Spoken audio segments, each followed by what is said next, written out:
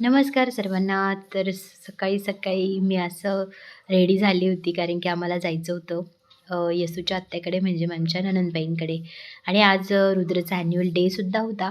पण त्याआधी आम्हाला त्यांच्याकडे जाऊन यायचं होतं जेवायला. त्यांनी आम्हाला बोललं होतं सर्वांना, पण त्यांचा सगळा स्वयंपाक ऑलमोस्ट झालेला होता.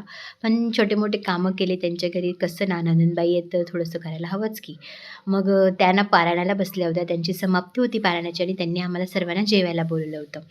अ, यसूमुळे यंदा मला पारायणाला नाही बसता आलं. पण बघा, योगायोग असा असतो, की आपण जर मनापासून इच्छा व्यक्त केली ना, तर ती नक्कीच पूर्ण करण्याचा सगळेजण प्रयत्न करत असतात. सो ही पण इच्छा पूर्ण झाली. मस्त आरती वगैरे झाली आणि त्यांनी ना माझी ओटी वगैरे भरली होती.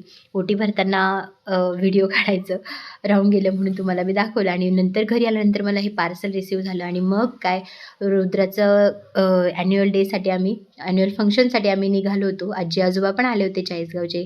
मामा-मामी आले होते आणि काय मग येसूबाई पण होत्या मस्त मस्ती करत मामा-मामीसोबत. मग रुद्राचं डान्स आला, रुद्र आला स्टेजवरती.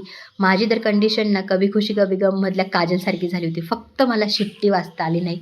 एवढं एक मला वाईट वाटलं. मला शिट्टी वाजवता आलीच तर मी नक्कीच शिट्टी वाजवली असती. But it's okay. नक्कीच शिकावी लागणारी शिट्टी वाजवायला.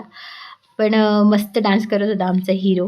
आता आम्ही जरा बाल्कनीत बसलेलो होतो त्यामुळे दिसत नव्हतं वरतून. पण छान वाटत होतं मस्त. वन्स मोर, वन्स मोर चालू होतं त्याच्या गाण्याला.